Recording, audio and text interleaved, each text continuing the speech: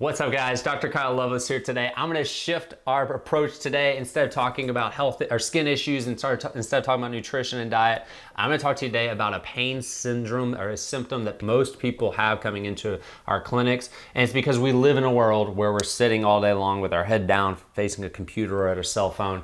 And even it's kids coming in now, and that's absolutely upper back and shoulder pain, this tension right in the upper back that I know every single one of us has had at some point. Some people suffer with it on a regular basis.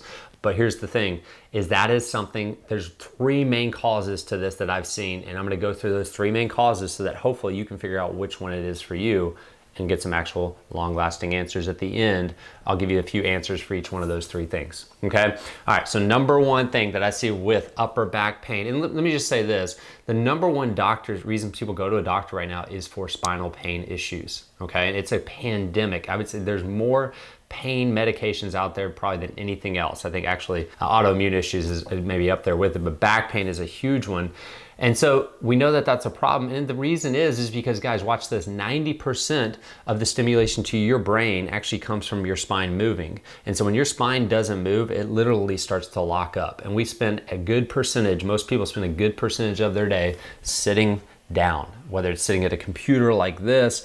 And so ultimately, when we're sitting for long periods of time, it puts a lot of stress on our spine. Okay, so number one cause of upper back, I'm talking about this middle between the shoulder blades pain.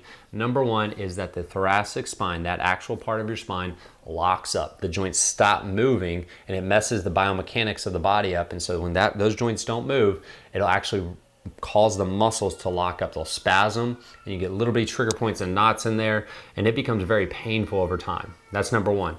And so I'll talk about what you can do about that. Number two is actually neck issues. Believe it or not, the nerve, the muscles from your neck right here come down and they go to your scapulas. It's called your levator scapula muscle. It's also where a lot of your traps come down through here. And so your levator scapula muscle comes from this middle part of your neck all the way down to your scapula. We're sitting like this all day long. This thing gets locked up. It's the kind of pain you get when you turn your head and it's like a knife going into the upper part of your back, or when you put your head back and that little sharp pain back in there. And so that's a very simple approach. Is number one, you got to get your spine moving properly. So we'll talk about how to correct that. But that's the second thing, is that middle part of your back affecting the levator scapula muscle. The third final thing that I see with upper back pain isn't a muscle issue at all. It's actually an organ problem. And one of the referral patterns for the gallbladder is actually, the referral pattern for your gallbladder is on your right side, up in between the shoulder blades, in between the spine, right in here, and it can get so bad that it can work its way up all the way to your head and cause headaches.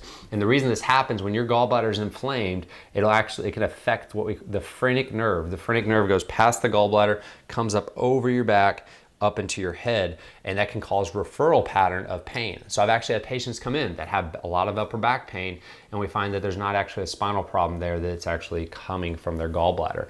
One of the ways you can test for this is take your fingers, kind of scoop underneath your right rib cage, and get up in there and hold it. And you can rub it for about a minute. And when you rub it for a minute, the idea is that it's gonna kind of loosen everything up in there. Maybe if there's any sluggishness in the gallbladder, it'll release things, and a lot of times that pain will diminish, okay?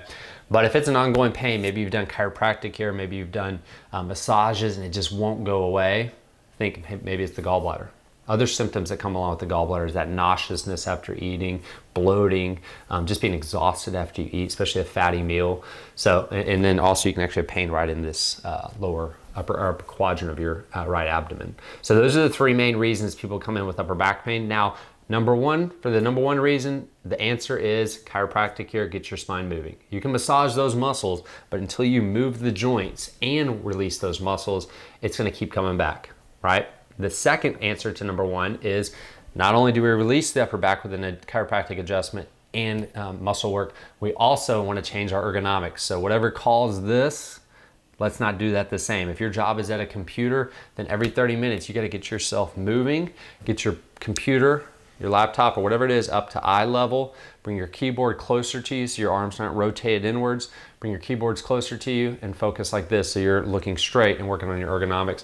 The next other part is how you sleep at night. If you sleep with a bunch of pillows and your head's down like this, or if you sleep in your stomach and your head's twisted like this all night, that's going to affect your upper back as well. So shifting your ergonomics is the second aspect of that process, okay? So those are the two main things, and enough hydration. Water is a big part of all of this.